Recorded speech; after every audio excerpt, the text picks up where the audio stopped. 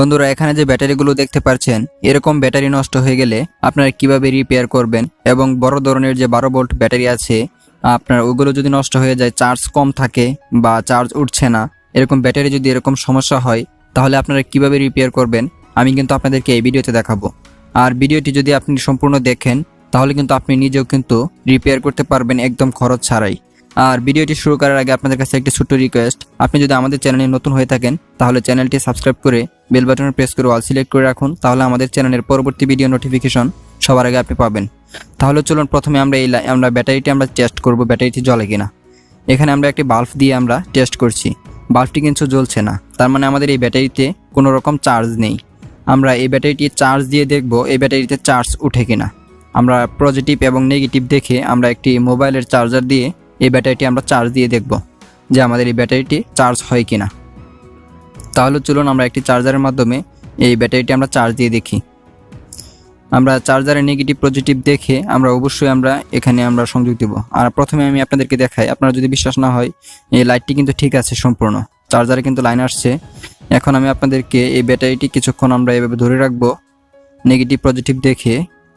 আমরা যদি একটি ভালো ব্যাটারিতে 1 থেকে 1.5 মিনিট আমরা ধরে রাখি তাহলে কিন্তু ব্যাটারি এমনিতেই চার্জ হয়ে যায়। এখানে আমরা পজিটিভ নেগেটিভ দেখে আমরা কিছুক্ষণ এখানে ধরে রাখবো, 2-3 মিনিট আপনি ধরে রাখবেন। তারপরেও যদি চার্জ না হয় তাহলে আপনি কিভাবে এই ব্যাটারিগুলো রিপেয়ার করবেন আমি এই ভিডিওতে কিন্তু আপনাদেরকে দেখাবো। এখন দেখেন ব্যাটারিটি কিন্তু আমরা কিছুক্ষণ চার্জ দিয়েছি, এখনও কিন্তু এই লাইটটি জ্বলছে না, তার মানে আমরা বুঝতে পেরেছি এই ব্যাটারিতে কিন্তু চার্জ জমছে না। আর কেন এই ব্যাটারিতে চার্জ জমছে না আর এরকম যদি চার্জ না জমে এই ব্যাটারিতে আপনারা কিভাবে রিপেয়ার করবেন আমি কিন্তু এখন আপনাদেরকে দেখাবো। প্রথমে আমরা এই ব্যাটারিটি নিয়ে নেব। 3টি ব্যাটারি থেকে 3টি ব্যাটারি কিন্তু আমাদের নষ্ট, আমি আপনাদেরকে একটি ব্যাটারি আমি ঠিক করে দেখাবো।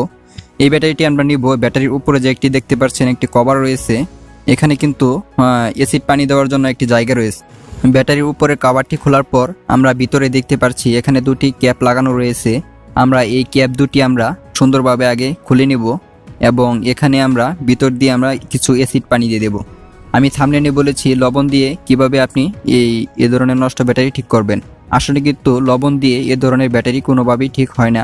আমি ইউটিউবে অনেক ভিডিও দেখেছি লবণ দিয়ে ব্যাটারি ঠিক করতেছে, কিন্তু আসলে ওই ভিডিওগুলো হচ্ছে ফেক ভিডিও। কখনো লবণ যদি আপনি ব্যাটারির ভিতরে দেন তাহলে কিন্তু ব্যাটারি একদম নষ্ট হয়ে যাবে, ব্যাটারি তো আর চলবেই না।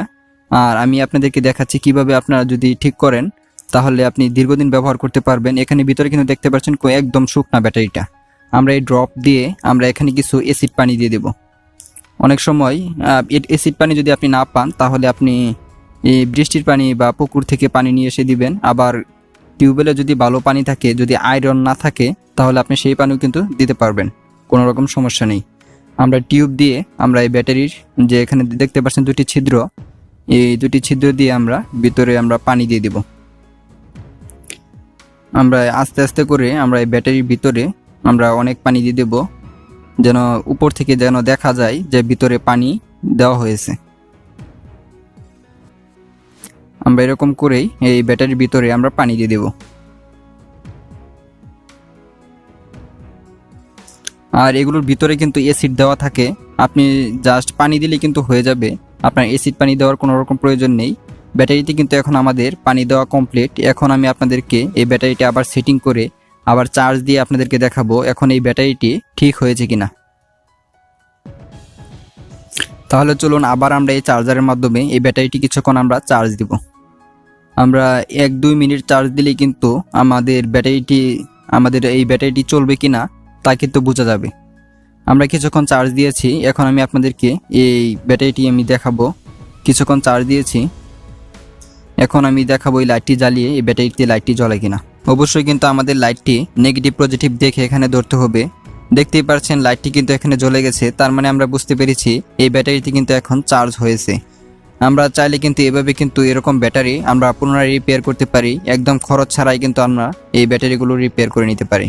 আর বন্ধুরা, ভিডিওটি কেমন হয়েছে প্লিজ একটি লাইক দিয়ে কমেন্ট করে জানাবেন। আর আপনি যদি আমাদের চ্যানেলে নতুন হয়ে থাকেন তাহলে চ্যানেলটি সাবস্ক্রাইব করে বেল বাটন প্রেস করে অল সিলেক্ট করে রাখবেন, তাহলে আমাদের চ্যানেলের পরবর্তী ভিডিও নোটিফিকেশন সবার আগে আপনি পাবেন।